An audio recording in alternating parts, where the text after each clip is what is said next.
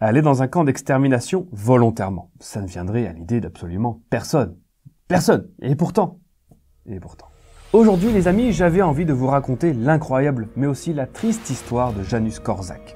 Ce monsieur a tout simplement décidé de dédier sa vie à améliorer le sort des orphelins et des enfants pauvres de Varsovie, et il était tellement convaincu qu'il en a fait le sacrifice ultime. Janusz a donné sa propre vie lors de la liquidation du ghetto de Varsovie. Et oui, il a fait le choix incroyable d'accompagner les 200 enfants de son orphelinat jusqu'aux chambres à gaz du camp d'extermination de Treblinka, le 6 août 1942, où tous, sans exception, sont gazés dès leur arrivée.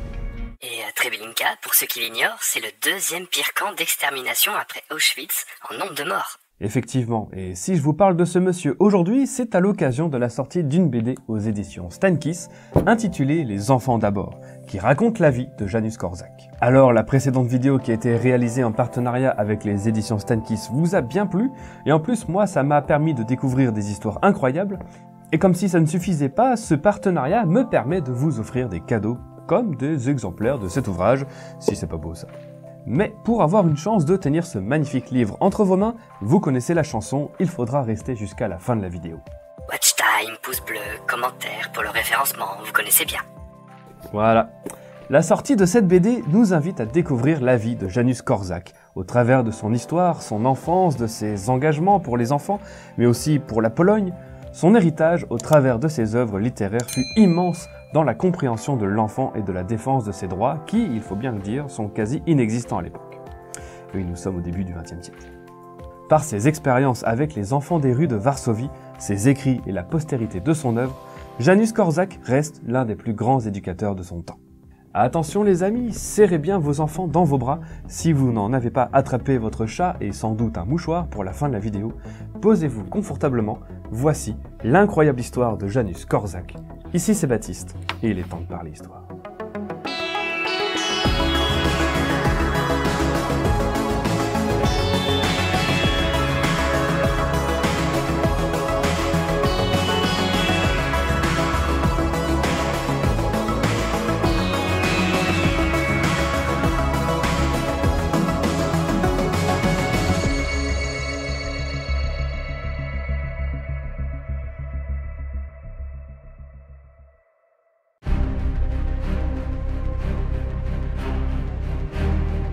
Janusz Korczak, de son vrai nom Henryk Goldschmidt, est né à Varsovie le 22 juillet 1878, dans une famille juive aisée, intégrée à la bourgeoisie de Varsovie, où son père est avocat. Pour son éducation, Henryk a une gouvernante française jusqu'à ses 7 ans. Puis il intègre une école dans le quartier de Praga, à Varsovie, où les cours sont en russe. Attends, mais pourquoi les cours sont en langue russe ?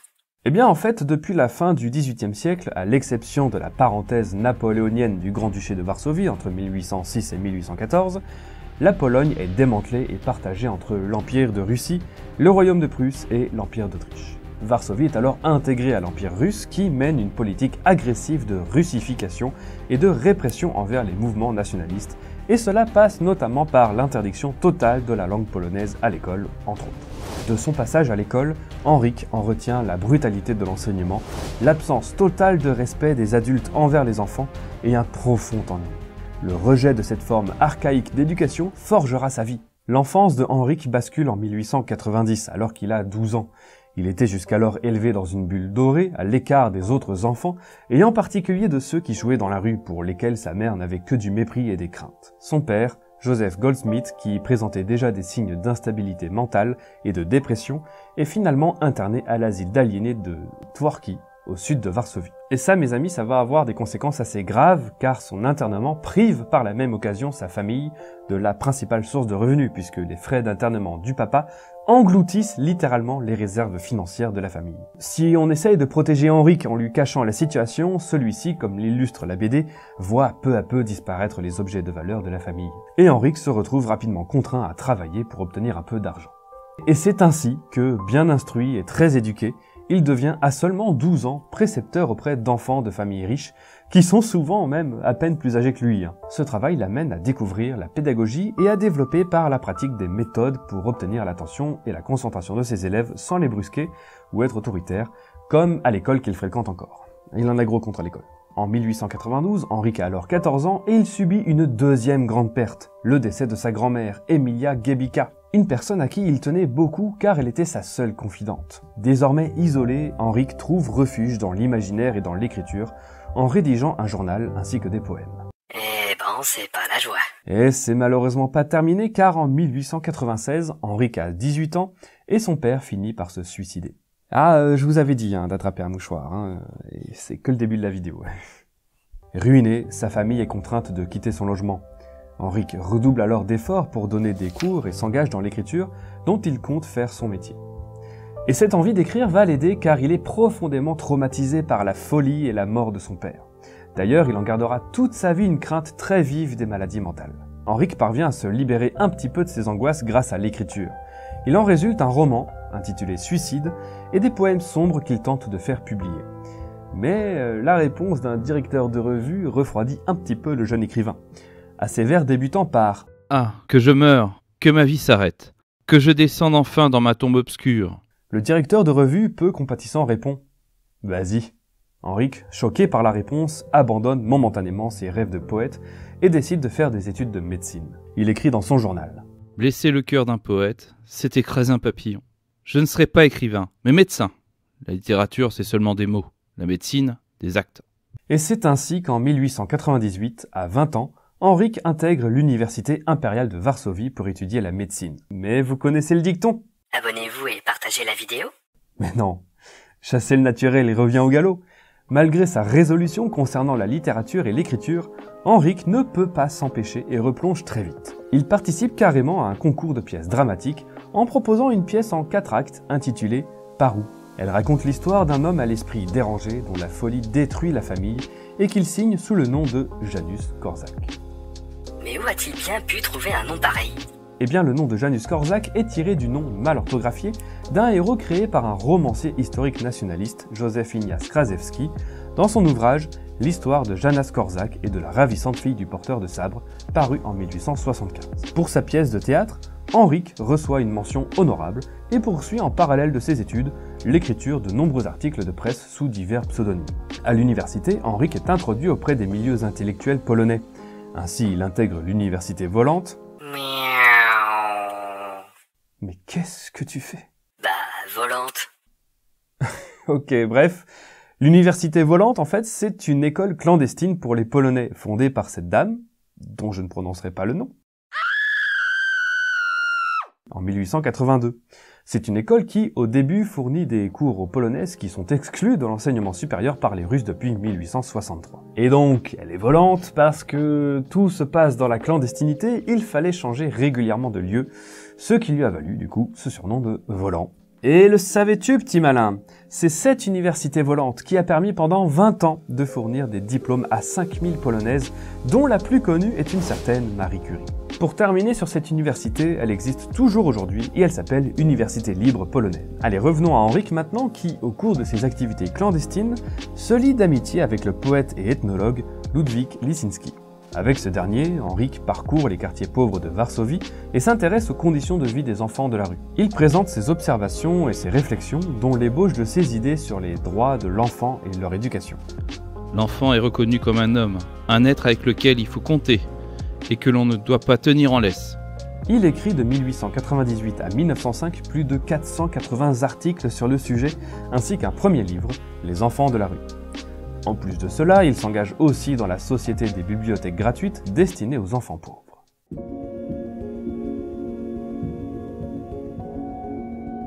En mars 1905, Henrik achève ses études de médecine et il va déjà se retrouver confronté à la guerre, car comme l'ensemble des Polonais, il est aussitôt enrôlé pour faire son service dans l'armée du tsar. Le jeune médecin se retrouve affecté à un train sanitaire en Mandchourie, chargé du transfert des blessés russes lors de la guerre russo-japonaise de 1904-1905. Alors, pour rappel, l'enjeu du conflit qui a éclaté en février 1904, c'est le contrôle de la Corée et de la Mandchourie. Ces territoires sont riches en ressources minières, ce qui intéresse le Japon, et pour la Russie, contrôler ces régions lui donnerait un accès à la mer de Chine, ce qui lui permettrait d'étendre son influence en Extrême-Orient. Le Japon déclenche la guerre en bombardant la base russe de Port Arthur et en fait le siège. La ville tombe en janvier 1905. L'offensive japonaise se poursuit en Mandchourie, où la ville de Mutken, Shenyang aujourd'hui, est conquise en mars après de furieux combats. la destruction de la flotte russe de la Baltique venue au secours de Port Arthur dans le détroit de Tsushima entre les 27 et 29 mai 1905 met fin au combat et contraint le tsar à négocier la paix. Voilà, donc c'est une défaite pour la Russie, et il faut savoir que ce conflit, on est en 1905, donc assez peu de temps avant la Première Guerre mondiale, est l'une des premières guerres qui préfigurent les conflits à venir. 1,3 million d'hommes mobilisés côté russe contre plusieurs centaines de milliers pour les Japonais. L'emploi massif des canons et des mitrailleuses, l'apparition de réseaux de barbelés et de tranchées complexes, et surtout la forte augmentation de la létalité du feu qui fait près de 150 000 morts, dont 85 000 Japonais et plus de 270 000 blessés. Et Henrique, lui, est témoin des ravages de cette guerre d'un genre nouveau. Tout en soignant les blessés de guerre, Henrique s'intéresse toujours aux enfants victimes de la guerre et renforce sa pensée. Il déclare lors de sa mobilisation à ses supérieurs médusés: Avant de partir en guerre, au nom de quelque cause que ce soit, vous devriez prendre le temps de penser aux enfants innocents qui seront, à cause de la guerre, blessés, tués ou rendus orphelins. Les supérieurs comprennent pas vraiment, il envoie au conflit. Démobilisé et de retour à Varsovie en 1906, il réintègre l'hôpital des enfants pauvres de Varsovie dans lequel il avait fait ses études. Entre-temps, il a obtenu un premier succès littéraire avec son livre « L'enfant de salon », publié pendant sa mobilisation. Devenu célèbre, il fuit cependant les mondanités, préférant se consacrer à ses patients de son cabinet privé, mais plus encore à ceux de l'hôpital pour enfants pauvres, où il est un médecin, à la Robin des Bois, ce qui lui vaut l'inimitié des autres médecins. Idéaliste, prompt à dénoncer les injustices, il est adulé de ses petits patients, mais rejeté par les autorités hospitalières russes de Varsovie, qu'il ne manque jamais de critiquer dans ses articles de presse. À l'été 1907, Henrique a alors 29 ans, et il troque sa blouse de médecin pour devenir animateur dans une colonie de vacances, afin de mieux comprendre les enfants et faire progresser ses idées de pédagogie douce et respectueuse. Il écrit: Là, pour la première fois, j'entrais en contact avec une communauté d'enfants et apprenais le b.a.-ba de l'éducation pratique. Riche d'illusions, manquant d'expérience, sentimental et jeune, je croyais que le simple fait d'accomplir quelque chose avec les enfants suffisait. Chargé d'une trentaine d'enfants, il est vite débordé par leur énergie cumulée. Je n'étais pas un débutant dans le domaine de l'éducation. J'avais été précepteur pendant des années et j'avais lu beaucoup de livres sur la psychologie de l'enfant. Cependant, là, j'étais impuissant, déconcerté par le mystère de l'âme collective d'une communauté d'enfants. Après quelques jours, Henrique commence à comprendre leur fonctionnement et est heureux de voir l'épanouissement dans la campagne polonaise de ces enfants pauvres des rues. Il tente alors une expérience pour gérer leurs différends et les sanctionner le cas échéant. Le tribunal des enfants. Cette expérimentation est relatée par Korczak dans son livre. Là où il y a 150 garçons, 30 disputes et 5 bagarres quotidiennes sont inévitables. Et là où elles ont lieu, un tribunal est nécessaire. Il doit être juste, joueur de confiance et d'autorité. Il était composé de 3 juges, que les garçons avaient choisis par vote. Toutes les semaines, ce vote était renouvelé et les résultats affichés. Les juges sont assis sur des chaises, les inculpés et les témoins sur un banc, et le public se tient derrière le banc. L'huissier veille à ce que tout se passe dans l'ordre. Le surveillant, qui sert de procureur et d'avocat plaidant, note l'affaire dans un cahier. Le procès terminé, les juges délibèrent. Le verdict est annoncé par un coup de sonnette. Suite à son expérience dans la colonie de vacances, Henrique voyage à Berlin puis en Suisse pour apprendre la pédagogie moderne ainsi que les idées d'un de ses prédécesseurs, Johann Heinrich Pestalozzi, qui posa les bases de la pédagogie moderne, à savoir présenter l'aspect concret avant d'introduire les concepts abstraits, commencer par l'environnement proche avant de s'occuper de ce qui est distant, faire précéder d'exercices simples les exercices compliqués, procéder graduellement et lentement. Sa méthode tient en 3 verbes: connaître, vouloir, apprendre. En 1909, Henrique rencontre la pédagogue Stefania Wilczynska, nous l'appellerons Stefa, qui dirige un orphelinat à Varsovie depuis 1906. Ayant la même passion et les mêmes idées, les deux rêvent de bâtir un lieu idéal pour les enfants pauvres. C'est ce qu'ils vont faire.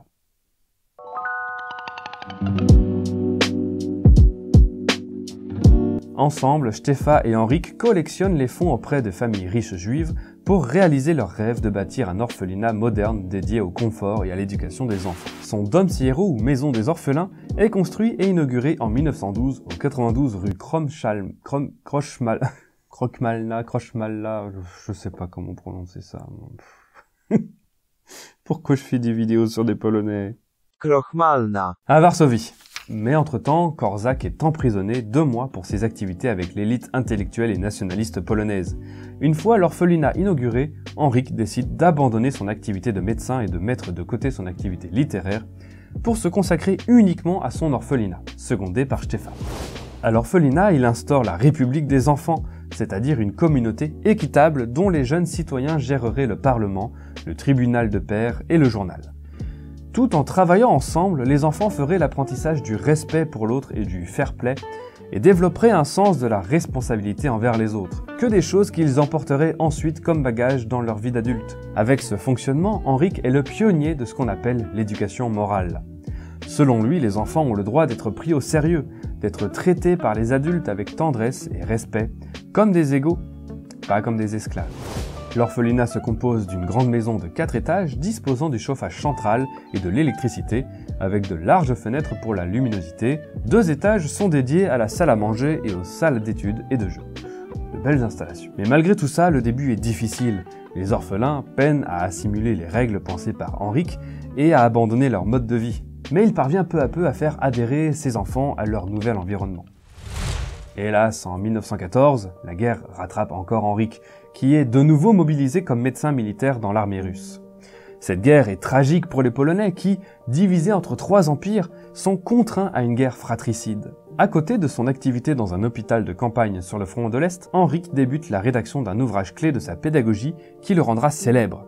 Comment aimer un enfant, publié en 1919.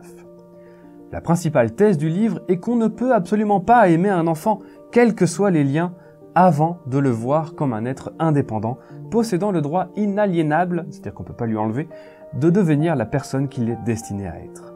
Les aléas de la guerre lui permettent en 1917 de faire la rencontre à Kiev de Marina Rogowska-Falska, qui y tient un refuge de la Croix-Rouge, où elle va instaurer les règles de Henryk avec des règles d'autogestion pédagogique. En 1919, elle ouvre un orphelinat pour les enfants pauvres polonais catholiques à Pruszków, près de Varsovie en tout cas, nommé Nasz Dom, notre maison, qui reprend les principes de celui de Henryk qui se chargera d'ailleurs de la direction médicale et pédagogique. La Première Guerre mondiale s'achève. Démobilisé de l'armée russe au printemps 1918, Henryk peut enfin regagner Varsovie et ses orphelins pour sa plus grande joie. Et il a une autre raison d'être heureux, c'est qu'avec la démobilisation, l'État polonais qu'il n'a jamais connu de manière officielle renaît enfin. Bon, pas pour longtemps, mais c'est cool. À l'époque, il sait pas qu'il va y avoir un moustachu furieux. Et d'ailleurs, c'était une demande des États-Unis et de leur président Woodrow Wilson qui propose un traité de paix en 14 points. Voici ce qu'on peut lire au 13e point. Un État polonais indépendant devra être créé, qui inclurait les territoires habités par des populations indiscutablement polonaises, auxquelles on devrait assurer un libre accès à la mer, et dont l'indépendance politique et économique ainsi que l'intégrité territoriale devrait être garantie par un accord international. La Pologne déclare son indépendance le jour même de l'armistice avec l'Allemagne le 11 novembre 1918, à l'initiative de Józef Pilsudski, qui en devient le chef d'État et le commandant en chef des armées. Après un conflit mondial, tout ne peut que bien se passer, non? Non? La joie est de courte durée car les limites du nouvel État sont floues et cela provoque aussitôt des conflits avec l'Ukraine. Elle aussi indépendante depuis quelques jours et avec les Russes, tant qu'à faire. C'est fou comme l'histoire rattrape l'actualité internationale. En février 1919 commence la guerre russo-polonaise. Pour la 3e fois en 1920, Janusz Korczak est mobilisé, cette fois dans la nouvelle armée polonaise. Où on le charge d'un hôpital pour maladies infectieuses à Lodz, puis à Varsovie.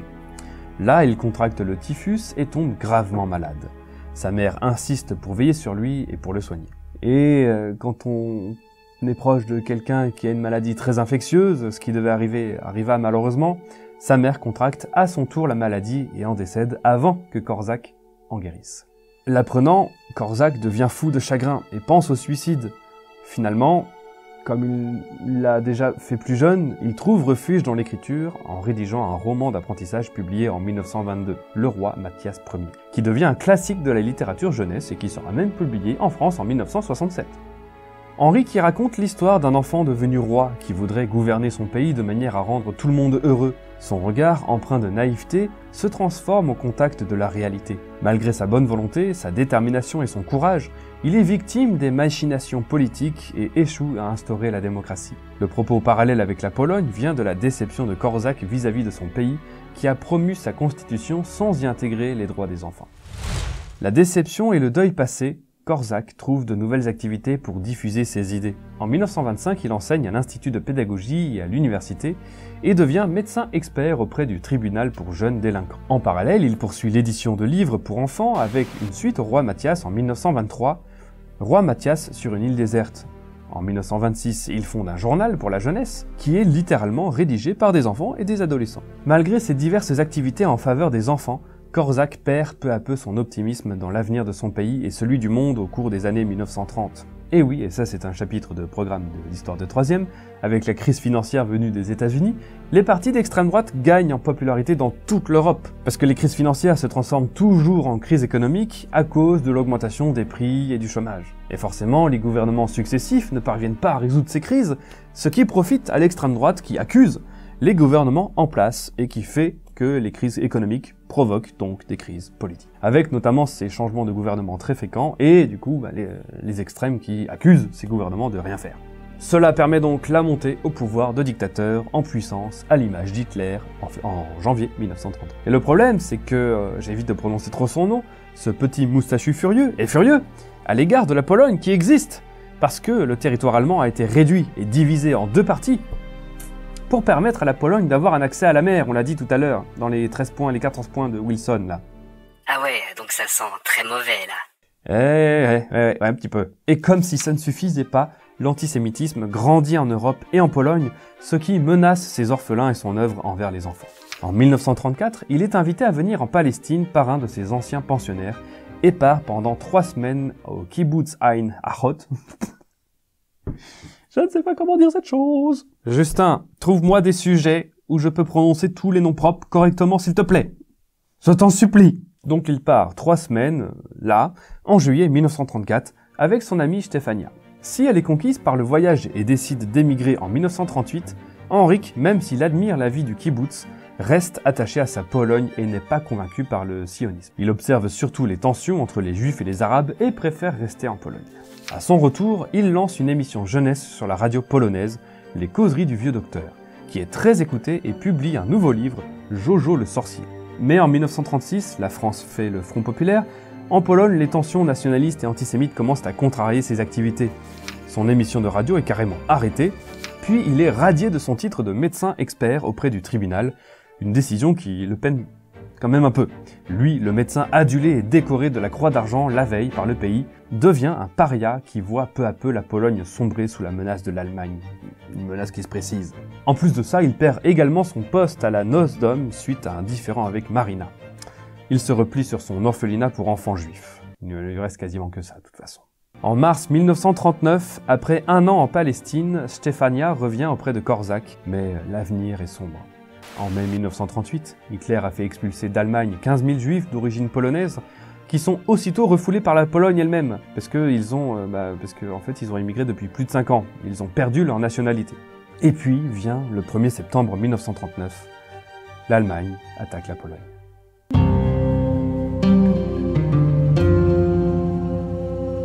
Malgré une résistance acharnée, l'armée polonaise est écrasée.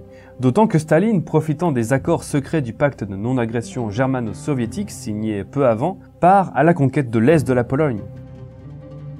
Trop âgé pour être mobilisé, Korczak décide de revêtir son uniforme d'officier polonais qu'il conservera jusqu'au bout en provocation envers l'occupant, malgré les risques. Et avec cet uniforme, il viendra en aide à la population pendant le siège de Varsovie à partir du 14 septembre 1939. Le 27 septembre 1939, bombardé par l'aviation, assiégé, sans espoir de renfort de la part des Alliés, la garnison de Varsovie se rend après une résistance héroïque mais désespérée, et la Pologne disparaît à nouveau de la carte.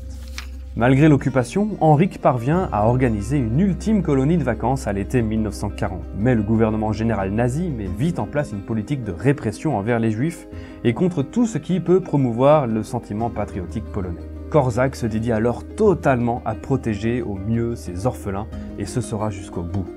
Le 29 novembre 1940, son orphelinat est déplacé au sein du nouveau ghetto de Varsovie ouvert en octobre 1940, où est enfermée l'intégralité de la population juive de Varsovie. Si je me rappelle bien des chiffres, c'est l'équivalent de 30% de la ville donc c'est quand même une bonne partie, réunis dans seulement 2,4% de la superficie de la même ville. Donc autrement dit, que l'intimité n'existait plus. Et c'est loin d'être le seul problème. La population juive, désormais contrainte de porter un brassard blanc avec l'étoile de David bleue. Une discrimination à laquelle se refuse Korczak, toujours en uniforme polonais malgré les risques. Korczak va jusqu'à s'opposer à la Gestapo qui l'enferme pendant 1 mois. Libéré, il se consacre à mendier pour nourrir ses orphelins dans le ghetto, qui n'est qu'un mouroir à ciel ouvert. Ah ouais, carrément, un mouroir? Oh oui, et c'est loin d'être exagéré. Ce ghetto, en plein milieu de Varsovie, est enserré de hauts murs, coupé du reste du monde, totalement surpeuplé. 440 000 personnes dans un espace de 300 hectares. Alors ça vous dit rien, mais ça équivaut à une densité de plus de 130 000 habitants par kilomètre carré. Et pour que vous puissiez comparer, la densité actuelle à Paris, intramuros, c'est 20 500 habitants par kilomètre carré. Là, nous sommes à 130 000 habitants par kilomètre carré. C'est comme si, à Paris, pour le même espace, il y avait 6 fois plus d'habitants. La plupart des habitants ont tout perdu dans leur enfermement dans le ghetto qui manque de ravitaillement, où le Judenrat, le conseil juif chargé par les Allemands de l'administrer, est en proie à la corruption et au trafic. La population y meurt en masse de froid, de faim, mais aussi des épidémies de typhus. La tuberculose tue dans l'indifférence totale et les cadavres jonchent les rues. Alors il y a quand même quelques tentatives de solidarité et surtout de résistance avec notamment l'insurrection des derniers survivants en avril-mai 1943, juste avant la liquidation du ghetto, débutée par les déportations vers Treblinka à partir de l'été 1942. Henrik consigne son quotidien dans son journal où il écrit ses pensées, ses états d'âme, un journal qui sera préservé et publié après sa mort. Plusieurs fois, on offre à Korczak la possibilité de le faire sortir du ghetto et de s'exiler hors de Pologne. Mais ne pouvant se résoudre à abandonner ses 200 orphelins du Dom Siero, il décline à chaque fois. Voyant la misère et la mort partout dans le ghetto, Korczak perd espoir face aux souffrances qui l'entourent. Le 6 août 1942, Korczak, Stefa et les 192 orphelins du Dom Siero sont arrêtés dans leur orphelinat du ghetto de Varsovie. Ils sont conduits vers la Umschakplatz, la gare de triage de Varsovie, pour être déportés au camp d'extermination de Treblinka, à seulement 80 km au nord-est de Varsovie. Le dernier trajet vers la gare va marquer les nombreux témoins. Janusz Korczak menait les enfants sans chapeau, avec des bottes militaires, tenant 2 enfants par la main. Il y avait dans le cortège 192 enfants et près de 10 de leurs soignants, dont Stefania Wilczynska. Les enfants marchaient 4 par 4 dans leurs plus beaux habits, portant le drapeau du roi Mathias Ier. Sa fameuse histoire. Une dernière fois, Korczak et les encadrants du Dom Siero refusent d'abandonner les enfants. Dès leur arrivée, ils sont tous tués dans les chambres à gaz.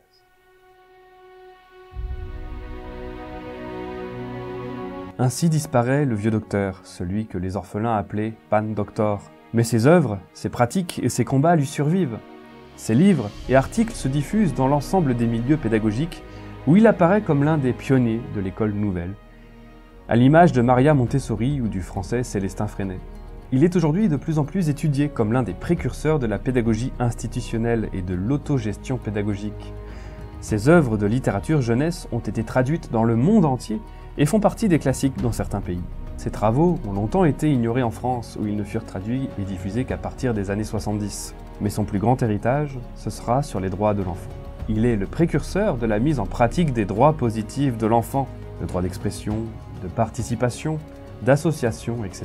En 1978, à l'initiative de la Pologne, qui reprend les idées de Korczak, la constitution d'un groupe de travail au sein de la Commission des droits de l'homme est chargée de rédiger une convention internationale.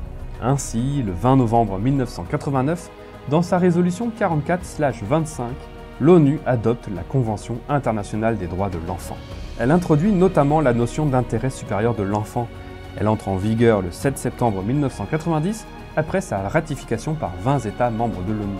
Un texte et un acte politique majeur dont Korczak exigeait l'élaboration depuis la fin du XIXe siècle. La Convention internationale des droits de l'enfant s'est maintenant imposée comme un texte de référence majeur du droit international. En dehors de ses œuvres, de nombreux livres lui ont été consacrés, dont la présente BD des éditions Steinkiss, ainsi qu'un film en 1990, réalisé par Andrzej Wajda. En France, depuis 2008, un prix de littérature jeunesse décerné par un jury d'enfants porte son nom.